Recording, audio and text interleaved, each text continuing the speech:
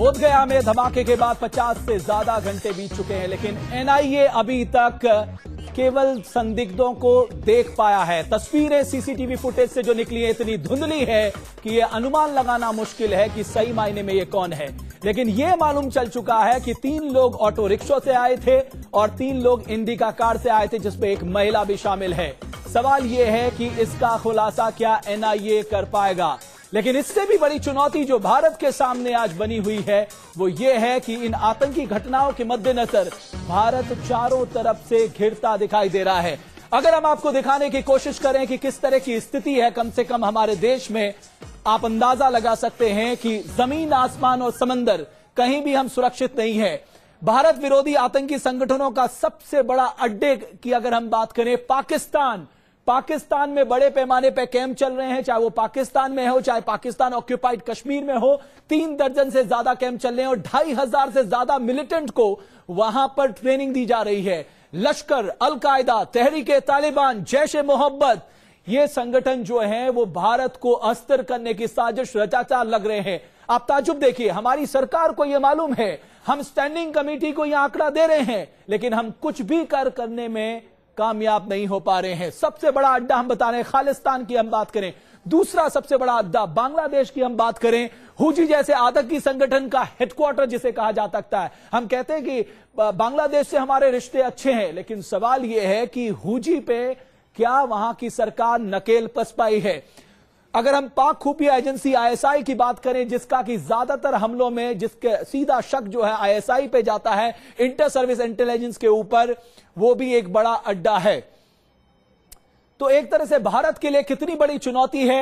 अब हम दूसरे बड़े अड्डे की बात करें, पूर्वोत्तर के कई अलगाववादी संगठनों के लिए यह पनागा बना हुआ है बांग्लादेश।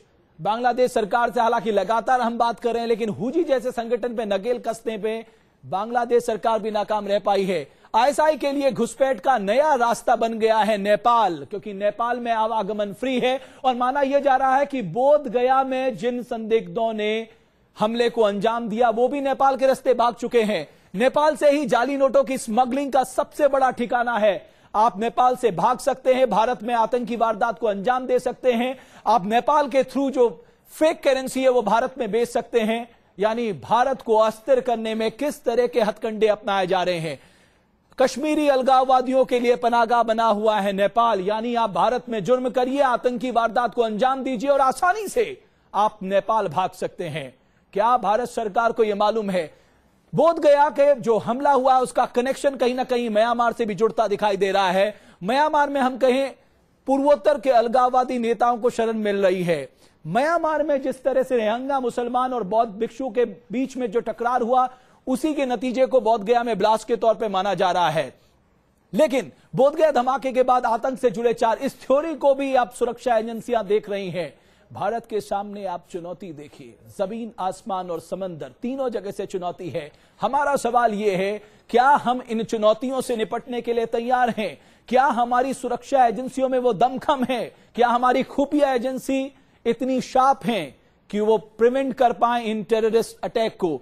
रोहिंग्या मुसलमानों पर हमले से हो सकता है धमाकों का रिश्ता, यह कहा जा रहा है। म्यांमार में जो घटनाक्रम चल रहा है, ये तमाम एंगल जो हैं वो एनआईए के सामने हैं। लेकिन जो सबसे बड़ा एंगल है, क्या वो पकड़े जाएंगे जिन्होंने इस नापाक करतूत को अंजाम दिया है? अगर हम ड्रैगन की बात करें, अब सबसे बड़ा खतरा किससे है? ड्रैगन से। ड्रैगन के बारे में कहा जाता है कि पूर्वोत्तर के अलगाववादी ताकतों को अगर कोई मदद देता है तो वो ड्रैगन है। उस ड्रैगन से जिससे हम आने वाले समय में 60 बिलियन ट्रेड करने जा रहे हैं। और ड्रैगन से दोस्ती कितनी भरोसेमंद, अब ये सवाल उठ रहा है। भारतीय सीमा में अक्सर कहता रहता है घुसपैठ। आज भी एक बड़ी खबर आई है, जो कैमरे वहां पर लगे थे उसे भी तोड़ डाला। ड्रैगन से दोस्ती कितनी भरोसेमंद। पाकिस्तान के शह के जरिए भारत को परेशान करने की साजिश। यानी अंतर्राष्ट्रीय स्तर पर पाकिस्तान के नापाक मंसूबों को कहां से समर्थन मिलता है? चीन से समर्थन मिलता है। ग्वादर पोर्ट में चीन का कब्जा है। और भूटान की अगर हम बात करें, भूटान में बढ़ रही है चीन से नजदीकियां। यानी इनसर्कलिंग जो चीन कर रहा है भारत की, ये भारत के लिए एक बड़ी चिंता का सबब बन गया है। क्या भारत सरकार इससे निपटने के लिए दुरुस्त है? हमारी सेना, हमारी सुरक्षा एजेंसियां और हमारी राज्य सरकारें जिनके अधीन लॉ एंड ऑर्डर आता है।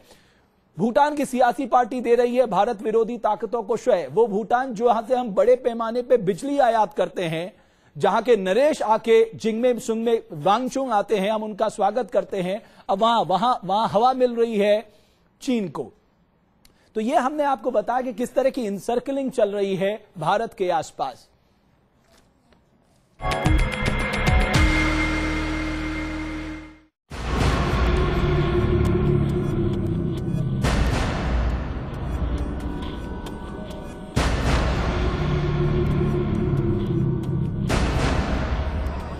कुछ इस तरह से आतंक के अड्डों से घिर चुका है हिंदुस्तान। आंकड़ों के मुताबिक भारत के खिलाफ 31 आतंकी संगठनों का ठिकाना पड़ोसी मुल्क में है। यहां आतंकियों को पनाह देने से लेकर उन्हें ट्रेनिंग देने का काम भी बदस्तूर जारी है। आतंक का अड्डा नंबर 1 पाकिस्तान। भारत का सबसे बड़ा दुश्मन पाकिस्तान के अंदर बैठा है। भारत के खिलाफ आतंकवाद की नर्सरी यहां हमेशा फलती फूलती रही है। कभी कश्मीर के नाम पर तो कभी पंजाब के नाम पर पाकिस्तान ने आतंकवादियों को पनाह दी। 1980-90 के बीच पंजाब में आतंकवाद भी पाकिस्तान के दम पर ही फला फूला। पूरी जिहाद फैक्ट्री जो वहां बैठी है, जो ज्यादातर पाकिस्तान आर्मी और आईएसआई कंट्रोल करते हैं, ऑलमोस्ट 80-85%, वो जिहाद फैक्ट्री अनएम्प्लॉयड है। अब वो अनएम्प्लॉयड होकर या तो पाकिस्तान का विस्फोट करते हैं अंदर से, या पाकिस्तान आर्मी और आईएसआई और लश्कर तैयबा जैसे ग्रुप उसकी एनर्जी रीडायरेक्ट करते हैं कश्मीर और भारत के अंदर, जो बोध गया में आप देख रहे हैं। चाहे वो बब्बर खालसा इंटरनेशनल हो या Khalistan commando force, international Sikh youth federation हो या खालिस्तान जिंदाबाद फोर्स, इन सभी को पाकिस्तान का समर्थन मिला। हालांकि भारत पंजाब के आतंकवाद पर जीत हासिल करने में तो कामयाब रहा, लेकिन जम्मू कश्मीर में पाक का नापाक खेल जारी है। इनमें सबसे बड़ा आतंकी संगठन है लश्कर तैयबा। आंकड़ों के मुताबिक पाकिस्तान में इस वक्त भारत विरोधी 42 आतंकी ट्रेनिंग कैंप चल रहे हैं, जिनमें से 25 पाक अधिकृत कश्मीर में हैं। इनमें 2500 आतंकवादी सक्रिय हैं। आतंक का अड्डा नंबर 2 नेपाल।